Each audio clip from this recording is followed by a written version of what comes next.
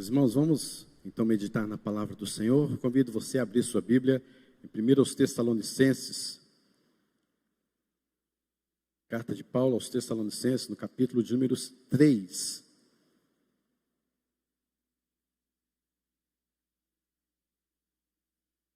Primeira carta de Paulo aos Tessalonicenses, no capítulo de número 3. E eu farei a leitura dos versículos 1 a 10, porém a nossa ênfase será a partir do versículo 6 a 10. 1 Tessalonicenses, capítulo de número 3, a partir do versículo 1 até o versículo 10. Pelo que não podendo suportar mais o cuidado por vós, pareceu-nos bem ficar sozinhos em Atenas. Enviamos o nosso irmão Timóteo, ministro de Deus no Evangelho de Cristo, para, em benefício da vossa fé, confirmar-vos e exortar-vos, a fim de que ninguém se inquiete com estas tribulações. Porque vós mesmos sabeis que estamos designados para isto, pois quando ainda estávamos convosco, predissemos que íamos ser afligidos, o que de fato aconteceu e é do vosso conhecimento. Foi por isso que, já não me sendo possível continuar esperando, mandei indagar o estado da vossa fé, temendo que o tentador vos provasse e se tornasse inútil o nosso labor. Agora, porém, com o regresso de Timóteo, vindo do vosso meio, trazendo-vos boas notícias da vossa fé e do vosso amor, e ainda de que sempre guardais grata lembrança de nós, desejando muito ver-nos, como aliás, também nós a vós outros. Sim, irmãos, por isso, fomos consolados acerca de vós, pela vossa fé, apesar de todas as nossas privações e tribulação, porque agora vivemos, se é que estáis firmados no Senhor. Pois que ações de graça podemos tributar a Deus no tocante a vós outros, por toda a alegria com que nos regozijamos por vossa causa, diante do nosso Deus, orando noite e dia com o máximo empenho, para vos ver pessoalmente e reparar as deficiências da vossa fé? Meus irmãos, até aí o versículo de número 10. Para a gente entender o que Paulo está falando, vamos entender rapidamente aqui o contexto, o que está acontecendo. Paulo está em Atenas, preocupado com uma igreja na cidade de Tessalônica. Por que essa preocupação? O que está acontecendo aqui, que Paulo está aqui demonstrando uma certa ansiedade? Por exemplo, no versículo de número 5, foi por isso que, já não me sendo possível continuar esperando, mandei indagar o estado da vossa fé. Então a gente vê que Paulo está ansioso por alguma coisa. Que coisa era essa? Era a respeito da igreja de Tessalônica. Porque Paulo, na sua segunda viagem, não era o seu trajeto, não era a sua agenda, mas Deus, através de um sonho de um varão macedônio, o levou até Tessalônica, a região da Macedônia, uma região grega. E quando ele chega ali, então, em Filipos, ele é perseguido, e ele chega, então, em Tessalônica. Tessalônica também, ele é terrivelmente perseguido. Quando eu falo ele, eu estou me referindo ao grupo, a equipe missionária de Paulo. Paulo, Silas, Timóteo, Lucas, e eles ali estiveram e foram massacrados na cidade de Tessalônica, porque até mesmo mandaram soltar os malandros daquela cidade de Tessalônica para maltratarem os missionários. Antes de esses malandros chegarem à equipe missionária, os próprios irmãos já convertidos de Tessalônica fizeram lá uma viagem rápida e levaram os missionários até Bereia. Mas os crentes, os novos convertidos, ficaram ali em Tessalônica, era a casa deles. E eles agora tiveram um problema muito grande, que era o da perseguição. E nessa perseguição, por exemplo, entraram na casa de Jason, um irmão muito abençoado, que hospedou os missionários neste tempo que eles estiveram ali em Tessalônica, arrastaram-no para fora juntamente com a sua família, humilharam-o na praça pública, bem como outros também que estiveram com os missionários, e ali eles começaram a sofrer grandes perseguições. Soltaram Jason depois, mas a igreja continuou sendo perseguida, ao ponto de segundo uma fonte extra-bíblica, que esses irmãos eram perseguidos e eram mortos, ao ponto de autoridades entrarem onde eles se reuniam e puxavam crianças, adultos, idosos, e os matava ali mesmo na igreja ou próximo, e os mandava outros que ficaram vivos, mandaram para casa para que nunca mais eles se reunissem. Essa é uma informação extra-bíblica, mas a gente percebe que há aqui uma terrível perseguição, porque eles se converteram ao Senhor Jesus Cristo. E aquele povo grego, aquela cultura grega, tinha com certeza muitos deuses, muitos semideuses, e a cidade em si, Tessalônica, era uma cidade de uma tradição de idolatria terrível. Paulo mesmo, no capítulo de número 1, versículo 10, 9 e 10, fala acerca de como que a conversão dos tessalonicenses teve um impacto muito grande, não só na Macedônia e Acaia, mas por toda uma região, porque era aquela coisa assim, é um povo tão idólatra, mas tão idólatra, como que eles chegaram a se converter?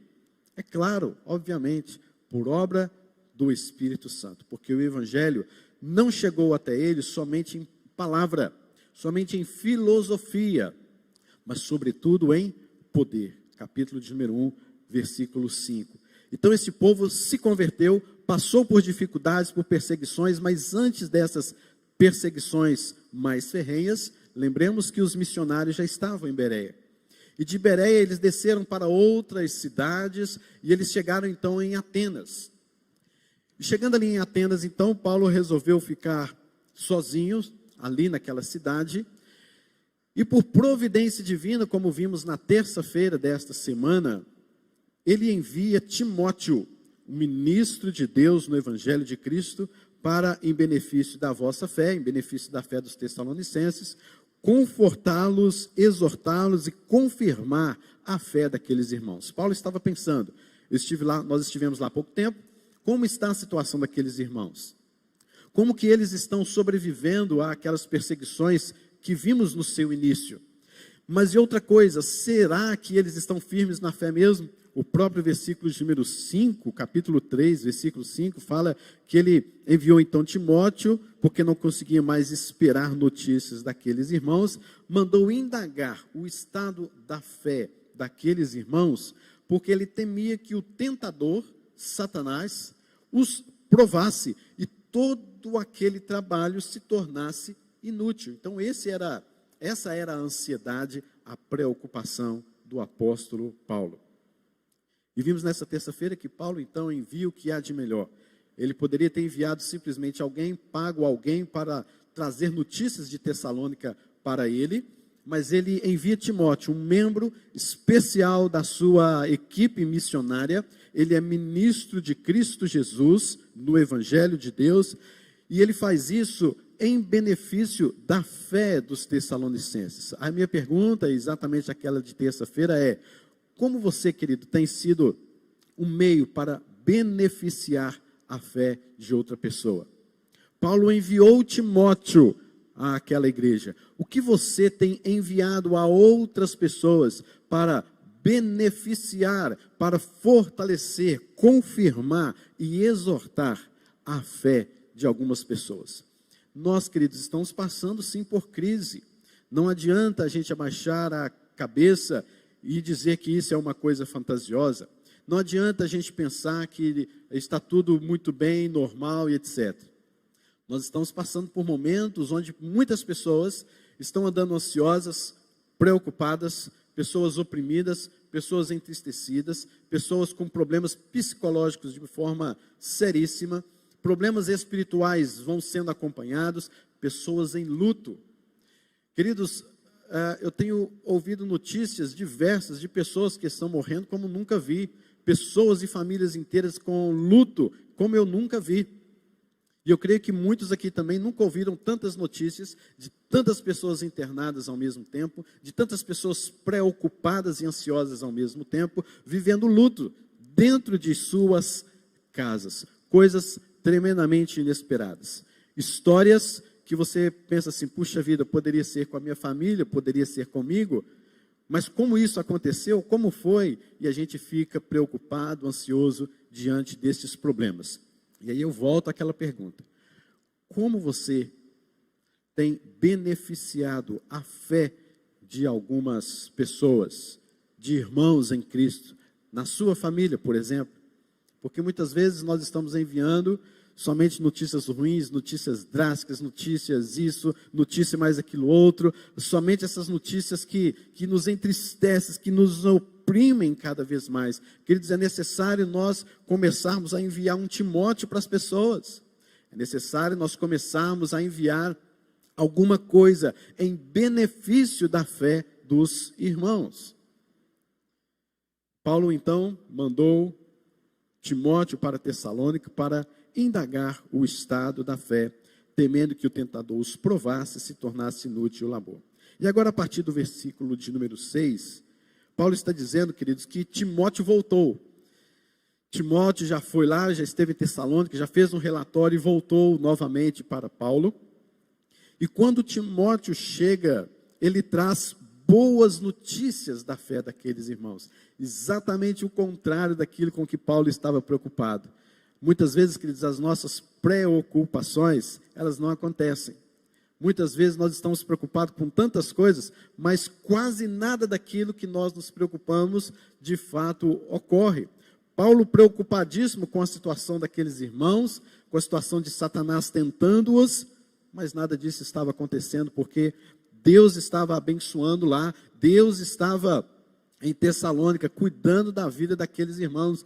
Apesar de os missionários estarem distantes, parece que sem controle da situação, mas Deus estava lá em Tessalônica. Apesar de que muitas vezes parece que nós não temos o controle da situação, ou de fato não temos controle absolutamente nenhum, mas Deus está à frente, queridos. Deus está cuidando. Por mais que você não saiba de notícias de certas pessoas, por mais que você se preocupa, por mais que você se angustia, Deus está lá na frente, cuidando de todas as coisas. No versículo 6, então, Timóteo traz essas boas notícias, não somente da fé, mas também do amor. E ainda, queridos, que ele ficou sabendo agora que aqueles irmãos estão com muita saudade do apóstolo Paulo e da equipe missionária. E Paulo também fala, e nós também estamos desejando muito ir ver vocês. Então, tem aqui este carinho, esta saudade, esta falta.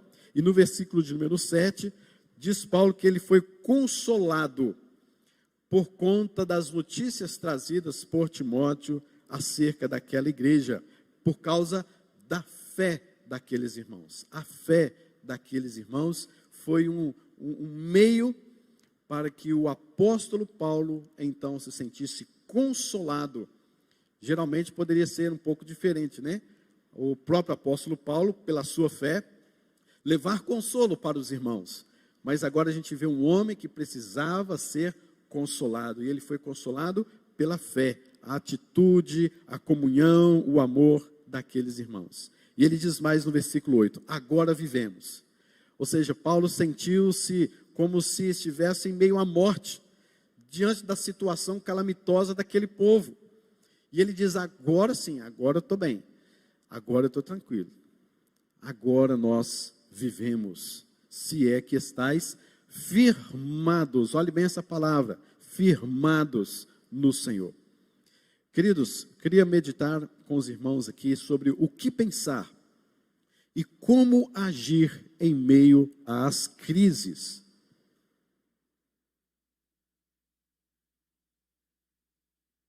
O que pensar, como agir em meio às crises. Meus irmãos, em primeiro lugar, não pense em caminhar sozinho na sua jornada. Não pense que você sozinho vai conseguir caminhar na sua jornada. Nós estamos percebendo aqui, queridos, uma igreja que precisava do apóstolo Paulo e da equipe missionária. Mas Paulo também, e a sua equipe missionária, anuncia, mostra que eles também precisavam daqueles irmãos ali de Tessalônica. Tanto a igreja quanto a equipe missionária, não poderiam andar sozinhos. A vida cristã, queridos, nos envolve a tal ponto de nós nos entrelaçarmos sentimental, relacional, emocional, espiritualmente. Ou seja, nós aqui numa igreja, nós vivemos um momento de comunhão tão forte, tão íntimo uns com os outros, de conhecermos uns aos outros, seja que você conheça menos daquele irmão, seja que você tenha mais afinidade com o outro, mas nós vivemos como família da fé, segundo Gálatas, como então esse entrelaçamento de pessoas que estão juntas caminhando sempre na presença do Senhor. Então nós não podemos de maneira nenhuma caminhar sozinho na jornada cristã. A gente percebe a situação de algumas pessoas que dizem ser os desigrejados, né? Ou seja, não participam mais de igreja, só lá na sua casa, assistindo, porque aí sim é somente a palavra assistir, culto, né? Assiste culto lá de uma igreja, de outra, e está tudo bem. Não há uma participação, não há esse entrelaçamento dos irmãos, esta questão relacional, esta comunhão, esta relação emocional e espiritual. Então, queridos, nós precisamos entender que sozinhos nós não vamos caminhar. Você não caminha sozinho, mesmo estando dentro da igreja. Nós precisamos entender que estamos juntos na batalha, na jornada, no dia a dia. Eclesiastes mesmo, capítulo de número 4, no versículo de número 9, diz assim: melhor é serem dois do que um, porque um tem melhor paga do seu trabalho, porque se caírem, um levanta o companheiro. Ai, porém, do que estiver só, pois caindo não haverá quem o levante. Paulo poderia falar assim: olha, já fiz o meu trabalho lá, o evangelho é isso mesmo, eles têm que ser perseguidos mesmo, isso acontece, né? Então eu não posso fazer mais nada, bola para frente. Mas não, Paulo sabe que aqueles irmãos precisavam dele, e Paulo sabia que ele precisava de notícia daqueles irmãos, porque Paulo entendia que na jornada cristã, no dia a dia, ninguém pode caminhar sozinho. A solidão, queridos, muitas vezes é uma opção. Muitas vezes é você que às vezes pensa: estou andando tão solitário, a minha vida está solitária, queridos, mas isso muitas vezes é por opção sua, porque, queridos, em segundo lugar, não pense que não há pessoas preocupadas com você. Nós sempre temos este sentimento de tadinho de mim, dó de mim, pessoas que se condóem de si mesmo, ou seja, pessoas que começam a dizer: ninguém se preocupa comigo, eu não tenho ninguém, eu não sei o que pode acontecer comigo, porque eu ando sempre sozinha ou sozinho. Não pense que não há pessoas preocupadas com você. O apóstolo Paulo não tinha, aquela comunicação da igreja de onde ele estava em Atenas, para a igreja de Tessalônica, como nós temos hoje tantos meios de comunicação. E Paulo estava assim preocupado com a situação daquela igreja, e aquela igreja também preocupada com a situação do apóstolo Paulo, porque alguns os deixaram em Bereia e voltaram para Tessalônica, e depois daquilo eles não tiveram mais notícias. E Paulo preocupado, andando preocupado com aquela igreja. Essa, queridos, é uma mentira de Satanás, que coloca em sua mente e no seu coração. E devido, inclusive, às circunstâncias que estamos passando, você pode até mesmo se sentir sozinho, abandonado, deixado de lado, mas não pense que não há pessoas preocupadas com você. Essa é uma mentira que Satanás coloca no seu coração. Ninguém se preocupa comigo, eu estou sozinho, eu tenho que me virar sozinho mesmo. Quantas vezes eu ouvi pessoas dizendo e afirmando isso? Ah, pastor, ninguém daquela igreja se preocupa comigo, ninguém da minha família se preocupa comigo, a minha esposa não se preocupa comigo, os meus filhos não se preocupam comigo, então eu tenho que andar sozinho mesmo, eu tenho que aprender a andar sozinho. Ninguém conseguirá caminhar sozinho, e você tem que entender que pessoas se preocupam sim com você. Você vê isso como exemplo do apóstolo Paulo, em 2 Coríntios 11, 28, que diz: além das coisas exteriores, das suas preocupações e ansiedades, daquilo pelo qual tudo ele passou, além de tudo isso, há o que pesa diariamente sobre mim. E o que é? A preocupação todas as igrejas. Olha o que o apóstolo Paulo está dizendo, né? Ele faz um relatório dizendo que ele foi humilhado, que ele passou fome, que ele passou nudez, que ele passou frio, que ele passou lutas, que ele foi chicoteado. Ele fala assim, além dessas coisas exteriores, ou seja, além dessas coisas aí, há uma coisa ainda muito maior, que pesa sobre mim, a preocupação com todas as igrejas. Mas eu quero também, por outro lado, perguntar a você, você tem de fato se preocupado com alguém? Você tem de fato se preocupado com a fé de alguém? Diante destas notícias que estamos recebendo, você se preocupa? Você manda talvez uma mensagem, uma oração, você ora por esta pessoa, você a coloca diante do altar do Senhor?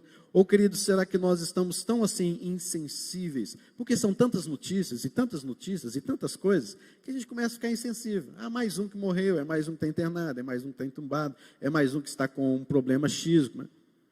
E a gente começa a ficar insensível diante das notícias. Mas, queridos, nós precisamos sim nos preocupar uns com os outros. Claro que uma preocupação para render fé, para trazer firmeza, para em benefício da fé, sermos sensíveis à dor do outro.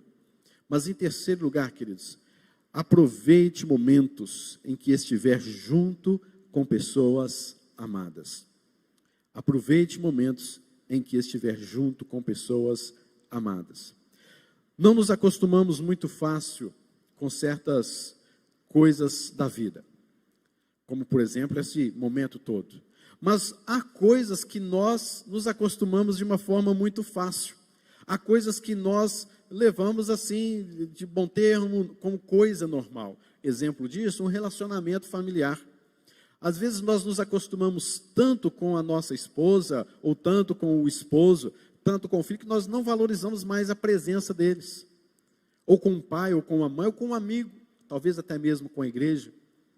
Aquilo ficou tão insensível, tão normal, que você, quando namorava, você via sua namorada indo para a sua casa, você a deixando lá em casa, você voltando, e você já com aquela saudade, nossa, até chegar quinta-feira, até chegar sábado, vem fim de semana, ou mês que vem, né? Para eu revê-la, para eu revê-lo. Mas aí depois que casa, nem se importa que hora que vai sair, que hora que chega, não importa mais se está em casa, se não está, já começou a ficar coisa tudo insensível, tudo normal. E esse é um grave problema que nós podemos acarretar nas nossas vidas, porque nós acabamos de não aproveitar momentos em que estamos juntos com pessoas amadas. E Paulo, ele aproveitou muito este momento, porém este momento foi cortado. Paulo, com certeza, no seu pensamento, ele precisava e ficaria mais em Tessalônica, mas ele teve que ir correndo para Bereia. E aqui nós podemos ver, diante destes versículos, que Paulo e esses irmãos estão dizendo, nós estamos com saudades, nós estamos sentindo a falta, nós precisamos de nos rever. Queridos, mas somente quando morre é que nós começamos a valorizar a falta de alguém. É ou não é? Nós somos assim, queridos, infelizmente. Nós começamos, no momento que morre, que você começa, por que eu não fiz isso mais? Por que eu não estive mais próximo? Por que eu não falei isso? Por que eu não disse aquilo? Por que eu não abracei mais? E a gente começa a sentir aquela falta. Jó, capítulo de número 8, versículo de número 9, nos diz, pois nós nascemos ontem, e não sabemos de nada. Nossos dias na terra não passam de uma sombra. Gálatas 6, versículo de número 10, portanto, enquanto temos oportunidade, façamos o bem a todos, especialmente aos da família da fé. Aproveite momentos de prazer, quando você estiver junto com pessoas amadas, a sua casa, o seu lar. Abrace, ame, beije, perdoe, se relacione, viaje, faça o que for, mas esteja sempre aproveitando estes momentos. Um outro princípio que eu vejo aqui, da forma como agirmos e pensarmos em momentos de crises. Deixe sempre marcas abençoadoras na vida de pessoas. Uma das coisas que Timóteo descreve quanto ao sentimento daqueles irmãos é que eles sentem saudades do apóstolo. E Paulo também acaba, quando escreve esta carta, e esta carta vai para eles, também declara a sua saudade. Está aí no versículo de número 6. E ainda de que sempre guardais grata lembrança de nós, desejando muito ver-nos, como aliás, também nós a vós outros. Ou seja, queridos, deixe sempre marcas abençoadoras na vida de pessoas. Como é ruim você ter pessoas na vida que você fala assim, não quero ver aquela pessoa nunca mais, nem pintada de ouro. Não quero ver mais, não passo nem perto. Se eu estiver na esquina, eu vou na outra. Triste isso, né, queridos? É uma realidade que muitos vivem. Talvez pessoas pensam assim de igreja. Não quero mais saber daquela igreja de jeito nenhum. Se eu vir alguém daquela igreja, eu corro léguas. Igual o diabo corre da cruz. Muitos falam assim. Misericórdia. Coisa triste. Mas, queridos, é necessário nós deixarmos marcas abençoadoras na vida de pessoas. Deixe sempre, queridos, portas abertas. Construa mais pontes. Construa, queridos, mais locais, mais formas de pessoas virem até você para serem abençoadas por você, mas não construa barreiras, não construa muros, não construa obstáculos. Isso, queridos, remete ao nosso próprio caráter. Quem nós somos, o que nós fazemos, como relacionamos, como conversamos, como abraçamos, como nos envolvemos, isso faz parte do nosso caráter. Como tratamos as pessoas, como as ouvimos, como as envolvemos. Lembra comigo do filho pródigo, descrito em Lucas, no capítulo de número 15, que aquele homem, o filho pródigo, ele foi para aquela terra distante e chegou num ponto máximo que ele foi tratar de porcos. Mas o que é que veio à lembrança daquele adolescente? Quantos trabalhadores de meu pai têm pão com fartura e eu aqui morro de fome? Ou seja, o seu pai tratava bem os seus trabalhadores e com certeza tratava muito bem os seus próprios filhos. E naquele momento ali, naquele poço onde ele estava, ele então se lembra de quê? De marcas da vida de seu pai. E ele então resolve voltar, porque o seu pai, a forma que o seu pai tratava o seu filho, fez com que ele voltasse, regressasse à sua casa. Como é triste às vezes ouvirmos pais, né? Estou doido que meu filho saia de casa, não aguento mais. Estou doido que não sei o que aconteça isso para que eu não veja mais, suma da minha frente. É triste isso, queridos, mas é necessário deixar sempre marcas abençoadoras na vida de pessoas. Quais marcas você tem deixado na vida de alguém? Quais pessoas podem hoje vir até você, ou vir até a igreja, porque um dia você deixou uma marca abençoadora na vida dela, um dia você fortaleceu a fé daquela pessoa, um dia você a ouviu, um dia você a abraçou de tal maneira, de tal forma, que aquela pessoa diz assim, eu gostaria de que aquela pessoa estivesse aqui orando por mim, e quem sabe ela vai até você, orar por você, porque você deixou marcas abençoadoras na vida daquela pessoa. Mas não deixe marcas de angústias, marcas de amarguras nos seus relacionamentos. Em quinto lugar, queridos, deseje sempre estar ao lado de quem você ama. Nós criamos muitas desculpas para não estar ao lado de quem amamos. A igreja mesmo é o exemplo disso. Quantas vezes, quando estava tudo, vamos dizer entre aspas, né? Quando estava tudo normal, sem pandemia. Quantas vezes você talvez se justificava dizendo, hoje não dá para eu ir à igreja. Não tem como eu estar à igreja. Eu não quero ir à igreja. Estou desanimado, estou com uma preguiça, estou cansado demais. Domingo que vem eu vou. Chegava outro domingo, você tinha algumas outras desculpas também, mas vinha no outro. E assim ia. Você não participava, não pegava a sequência da escola dominical, a sequência de pregação.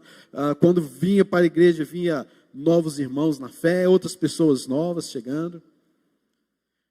A gente sempre criava uma desculpa. E hoje, diante dessa coisa toda do distanciamento, de não sei mais o que e tudo mais, às vezes você pode vir à igreja, você deve vir à igreja. Nós já temos as questões mais abertas para a gente vir à igreja. Mas dizendo e comparando a nossa época com aquela época, hoje está muito diferente. Você talvez queira vir à igreja, mas passou por um tempo, infelizmente, por inúmeras questões, a igreja passou fechada e você não pôde vir mais à igreja. Para alguns, eu acho que foi assim até bom, né? Eu não vou mais à igreja, já não ia mais mesmo, agora que eu não vou mesmo, né?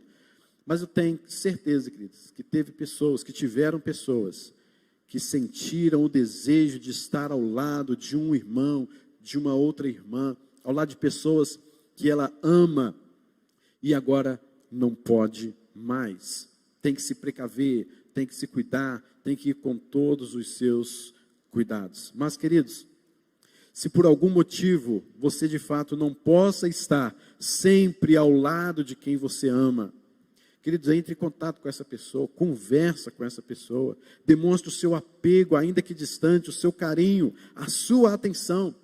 Colossenses 2, versículo de número 5, nos diz: porque embora esteja fisicamente longe de vós, em espírito estou presente e me alegro em ver como estão vivendo em ordem e como está firme a fé que vocês têm em Cristo. Perceba uma coisa comigo, Paulo está falando agora dos colossenses. Paulo nunca esteve lá em Colossos, mas ele trata daquela igreja como se ele fosse um pai para aquela igreja, e ele está mostrando aqui que não estava fisicamente presente ali com eles, mas em espírito ele estava ali, vivendo, alegrando, porque aqueles irmãos estavam vivendo em ordem, e ele se alegra porque aqueles irmãos estão vivendo a fé firme em Cristo Jesus. E é, queridos, por causa da fé dos irmãos de Tessalônica, e é aqui neste caso específico, por causa da fé dos irmãos dos Colossenses, que Paulo está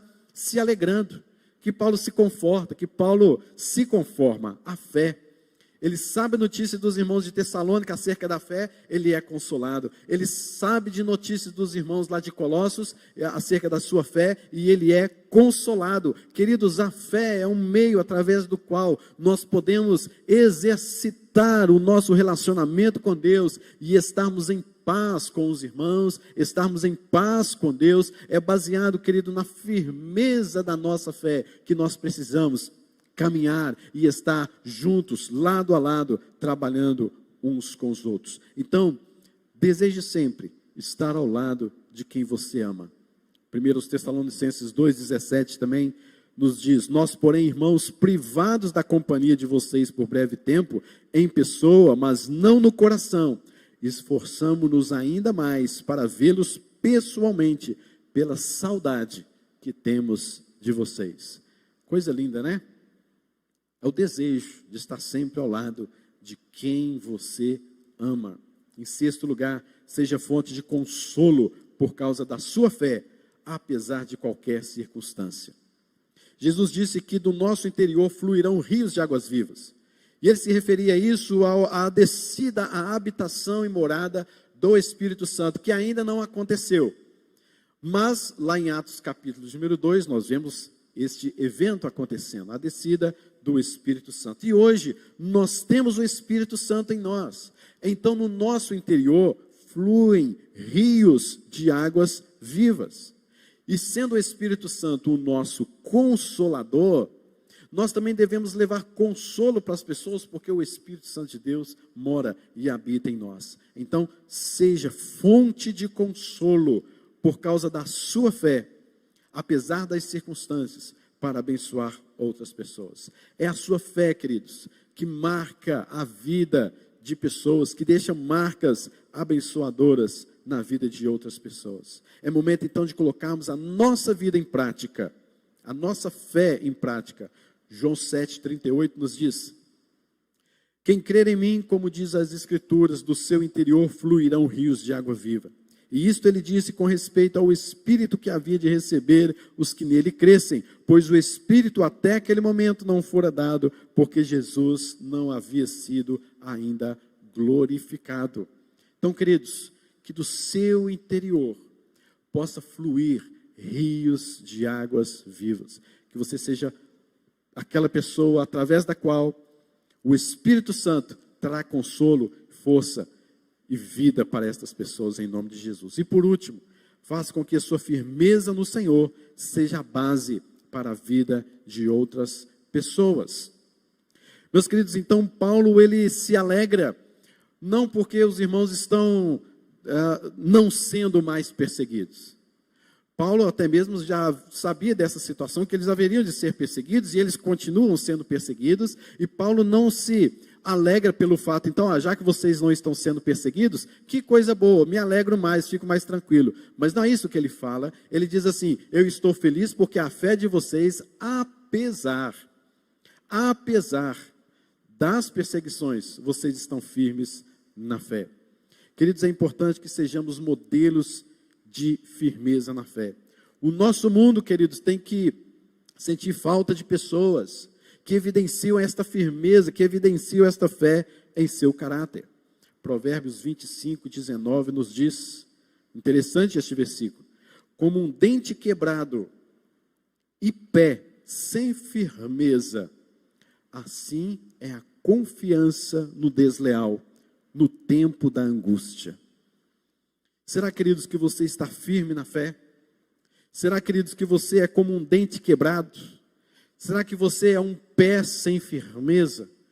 Porque assim é a confiança no desleal. Será que as pessoas olham para você como um cristão no Senhor, que diz ter esta fé em Jesus, mas você não está firme nesta fé, você não está firme no Senhor Jesus, e as pessoas olham para você, e como um dente quebrado, como um pé sem firmeza, as pessoas não têm mais a confiança naquele crente, nem o crente em Jesus pode me ajudar, nem aquela pessoa que diz acerca da sua fé me ajuda.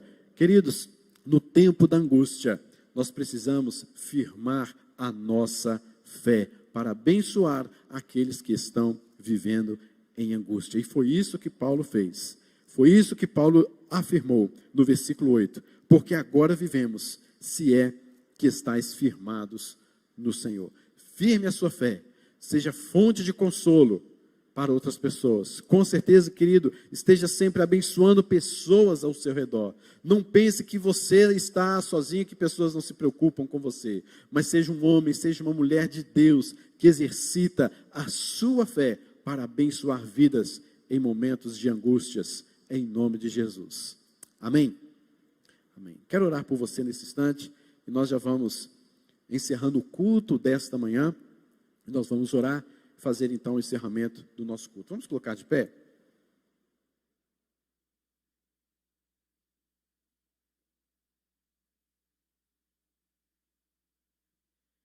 Senhor Deus, nós nos colocamos, ó Pai, à tua disposição, como filhos, como servos do Senhor, para que Deus, assim como Paulo e os irmãos de Tessalônica viveram estes momentos de angústia, de não saberem notícias, mas quando souberam, ficaram felizes, se alegraram sobremaneira no Senhor. Pai querido, que assim nós possamos deixar marcas na vida de pessoas. Possamos, ó Deus, ser instrumentos do Teu Espírito Santo que habita em nós, para levar consolo à vida de pessoas. Que possamos, ó Deus, agir de maneira tal, que pessoas olhem para nós e vejam a firmeza da nossa fé em Cristo Jesus, e sejam confortados, e sejam abençoados. Por isso, use as nossas vidas, use, ó Deus, para que nós possamos estar cada vez mais nos dedicando ao Senhor e abençoando aqueles que vivem em angústia, em preocupação, e console também, Senhor, a nossa vida, a nossa fé fortaleça, para que no nome de Jesus o Senhor seja glorificado em nós, e que nós possamos nos manter firmes diante das angústias que estamos passando, diante das angústias que pessoas passam, que sejamos canal de bênçãos, que possamos, ó Deus, ser aquelas pessoas que beneficiam, é claro, por meio do Teu Espírito Santo, a Sua graça e misericórdia, beneficiam a fé de outras pessoas, para que elas também estejam firmadas no Senhor, e que saibamos de notícias, que pessoas estão firmes na fé, através da fé que o Senhor colocou em nós, para abençoá-las. E fortaleça-nos, guie-nos. Se há alguém aqui preocupado, angustiado, vivendo momentos de luto, Senhor, use a minha vida, use a vida de irmãos, use a vida desta igreja, para abençoar em nome de Jesus e por meio do Teu Espírito Santo a vida destas pessoas. Nós pedimos ao Senhor a Tua graça, a Tua bênção, em nome de Jesus.